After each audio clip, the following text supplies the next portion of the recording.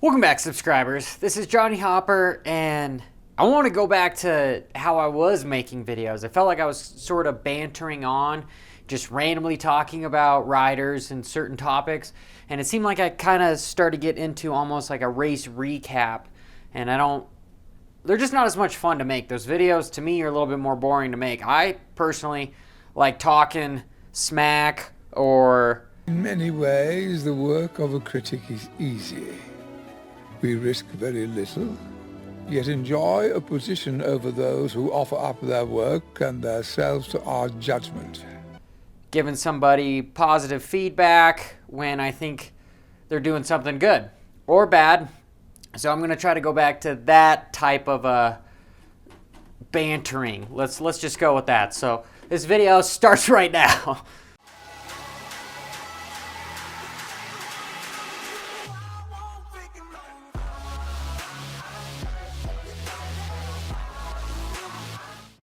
So first off, I want to congratulate Jared Lesher for winning the $1,000 that you guys, the fans, put up the money and voted for the 450 rider. I did have an interview with him that's about 7-8 minutes long, and I will post it in the description so that you guys can check that out. So it was really, really cool. It's been the only bike that I've had. I had a 250 that we've torn down. It's a frame and a motor right now. It's been a parts bike for my 450. All through Supercross, and now, going into outdoors, we've actually used some parts off of it as well. So there's not much left on the 250 that will fit the 450, put it that way. He needed it because he qualified 17th on this. Just from talking to him, it sounded like a beat-up 450, and he wasn't able to even race Moto number 2 because he thought the bike was going to blow up. So he ended up finishing 33rd. If you want to see that, again, it's in the description. And I've got another one set up for the 250 guys. So if you want to sponsor a 250 rider, I'll get him on the YouTube channel and we'll interview him. We'll ask him some questions and we'll give him some money. So if you want to participate, awesome. The rules are you guys vote for him. He's got to be a 3-digit number. He can't be on a factory team or a semi-satellite team like Rock River or such. And personally, I'd like to see the money go to somebody that's having a hard time qualifying, that doesn't have a lot of media spotlight. Nobody knows about him. He doesn't have a whole lot of sponsors. But it's your decision to vote. And I've got the link to that on my channel, and I'll put that in the link in the description as well. So just getting on to some of my banter, the first thing that I learned from riding a sand track was Dungey. From one year when I was at Southwick, what you do is you take your goggles. I've got just some Oakleys here. And then you have baby oil.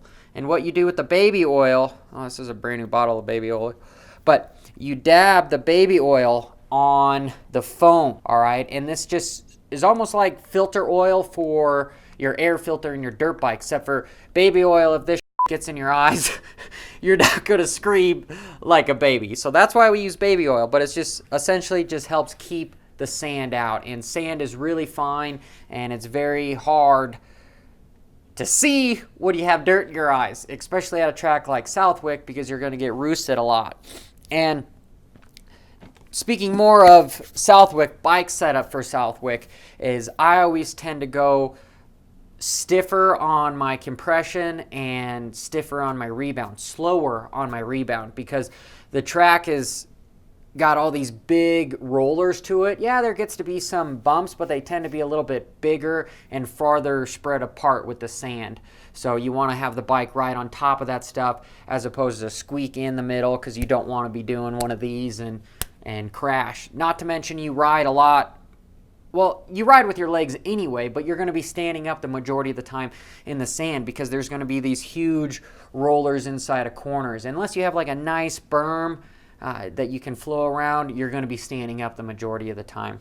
What was awesome is there was 90 riders trying to qualify for Southwick. Typically, there always seems to be a bunch of people that try to qualify for Southwick, so that was really cool. It was also really cool to see Ryan Dowd race and do as well as he did. But the first rider that I just want to talk about is Marvin Musquin. He went 1-2 for the overall. And I said it before in my previous video, if this guy can just get his mojo moving. And a good way to get your mojo moving is get a jump start with a good finish. Prove to yourself that you can beat these guys and pass them, or start out front and win. You don't always have to be the fastest guy to win, but you have to believe he is going to be a hard rider to get outside of the top 3 for the rest of the season. His average finishes is, I think, about 3.7. I have to look at some of the statistics. He's feeling it. He's definitely feeling it, and it's good to see because I've talked some smack about him. Not to mention, I've been saying that Roger DeCoster and everyone on KTM is starting to get on the web wagon as far as the rider, their number one spot. And since Marvin is 29 years old, he doesn't have as much time left in the game as somebody like Webb does, because Webb's only 23. But he seems to me he's fighting really, really hard to hold that number one flagship. So I'm rooting for the French rider for sure. The second guy I want to talk about is the German rider, K Roc.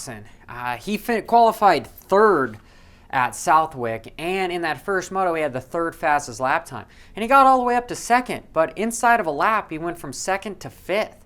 And then around 14 minutes, he just kept going backwards and backwards and backwards, and you could tell in his body positioning, his elbows were kind of dropping. He was coasting into corners. He wasn't really fighting for positions. He looked like he was just trying to survive. And it reminded me a lot of Chad Reed when he had Epstein-Barr. You're out there, you can still get it done. Not to take anything away from these riders, because trying to do 40 minutes on a sand track is something else, all right? Not to mention trying to make your fastest lap one of your last laps like Tomac did. That guy, he should almost be the Diesel as opposed to Dungey now, because Dungey's out of the game, so he retired the nickname, let's say. Because Tomac had his fastest lap 20 minutes into the moto in a hot Massachusetts day in Southwick in sand. It's Tomac for you. But I'm talking about Kenny. Kenny just looked like he hit a wall. He looked like he was just riding a finish, and he told everyone he's got arm pump. You know, I thought I had mono once for an entire year. Turned out I was just really bored. And to me, that seems like an excuse. You don't want people to know exactly what's going on. I know riders, they hide stuff all the time, whether they got sick or what. I mean, yeah, they will tell you that once they're on the podium and the race is over with and they've won. They'll say, oh yeah, I've been struggling all day. But they're not going to tell you if I finished 12th, like Kenny did the first moto, say, no, I have mono. Let me know what you guys think in the comments below. Do you think that's something that happens? I just think a rider of that caliber should not be getting arm pump in a sand track. I remember watching him ride the first year he came here when he was 16. He came to Colorado and he rode one of my friend's private sand track. And he's been riding in the sand for a really, really long time, especially being on the GPs. So he knows how to get it done. I know he's had a lot of surgeries in his arm. That could have played a difference. But I really think last weekend in Florida, with how hot it was, the recovery time, especially if you have an ongoing diagnosis of mono, that's going to take a toll on your body. Well, when you deplete all of your energy at one race and you only have a couple days to recover, then here you do it again. I think it's going to be hard for Kenny in these later rounds just because how long the motocross season is. I think we're going to see him start up front like he did in both motos, because even that second moto, he got all the way up to second, and I believe he ended up finishing 10th for 9th overall. And his average finish is now 4.3. It would be higher, but the last couple races, he's had some really bad luck. I lied. Just in motos, but at least he didn't fall down this time. I just think something else is going on and he's not telling us. Let me know what you guys think about that. And the last rider, at least in the 450 class that I want to talk about, is Fast Freddy. This was his first ride on the JGR Suzuki and his best finishes yet. This was really cool to see him do this. I know Jason Wygett was saying that JGR said, oh, if you're more comfortable on your stock Honda, apparently he just has service Honda on his shrouds. He doesn't really actually have a service Honda, according to some of the insiders that have given me some little bit more information, because I'm not traveling to every round every weekend anymore. So moving on, why would you say, no, I'm more comfortable by stock bike than here's a factory bike? Who knows if they're giving him a salary? I would assume they are, but if they're not, well, at least you've got a bike paid for and you can fly to the races, and that's got to be a lot of less stress. And he's got another little story where he was telling his wife that he was almost done. It's just too much. And like I've said in my videos, this stuff is really, really hard on these guys, especially if you've got somebody that's as talented as Freddy Norn, that you give him a factory bike and he's up there battling with Tomac and these guys consistently. Yeah, he proved it in Florida that he could do it on his equipment, but it helps. It helps. It definitely helps. And it was cool to see him go 5-7. And he was actually up to 4th place that first moto, which was been his best finish so far with that 5th. He was able to get a 9th on his bike, but was able to get a 5th on a factory bike. That makes a big difference, guys. Huge, huge, huge difference. Next, I want to talk about the 250 class.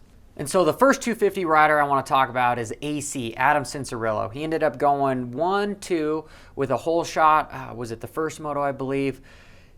Anyway, the guy has got his program in place, and it's really cool that he's up to, I believe, 5 wins and a podium in these first 6 rounds, because after losing that Supercross and probably not spending as much time training for outdoors because you're focused on winning that championship, losing it to Dylan Ferrandis Dylan